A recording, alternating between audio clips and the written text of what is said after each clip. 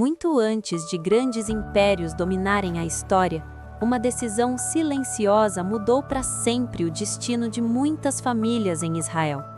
Era o tempo em que o povo caminhava pelo deserto, aprendendo a viver sob as leis dadas por Deus. Cada tribo possuía terras prometidas, heranças que passariam de pais para filhos por gerações. Mas havia uma regra que parecia simples e, ao mesmo tempo, profundamente injusta. Naquele tempo, somente os filhos homens podiam receber a herança de sua família, e foi exatamente aí que uma história extraordinária começou a nascer. Essas mulheres eram filhas de um homem chamado Zelofeade. Ele havia morrido no deserto e não deixou nenhum filho homem. Segundo a lei da época, isso significava algo devastador para suas filhas. A herança de seu pai desapareceria, como se sua família nunca tivesse existido. Para muitos, aquela regra era simplesmente aceita como parte da tradição. Mas aquelas 5 mulheres decidiram não aceitar o silêncio como resposta. Elas sabiam que estavam prestes a fazer algo que ninguém esperava. Elas caminharam até o lugar onde as decisões mais importantes eram tomadas. Ali estavam líderes, anciãos e o próprio Moisés. Era diante deles que leis eram discutidas e decisões eram tomadas. E foi ali que aquelas mulheres decidiram falar.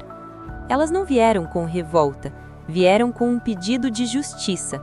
Seu argumento era simples, mas poderoso. Por que o nome de nosso pai deveria desaparecer apenas porque ele não teve filhos homens? A pergunta ecoou no silêncio daquele conselho. Era uma questão que ninguém havia levantado daquela forma antes. E naquele momento, uma tradição inteira começou a ser questionada. Moisés sabia que aquela decisão não era simples. Então ele fez algo que mudaria o rumo daquela história. Ele levou aquela questão diante de Deus. O que parecia apenas um pedido familiar, agora se tornava uma questão de justiça divina. E então veio a resposta. Uma resposta que ninguém esperava ouvir. Deus declarou que aquelas mulheres estavam certas. O pedido delas não era apenas justo, era correto diante de Deus. E por causa disso, uma nova lei foi estabelecida em Israel. Se um homem morresse sem filhos, suas filhas poderiam receber a herança. A coragem de 5 mulheres mudou a história de uma nação inteira. E o nome de seu pai não foi apagado da história. Ele continuou vivo através da herança de suas filhas.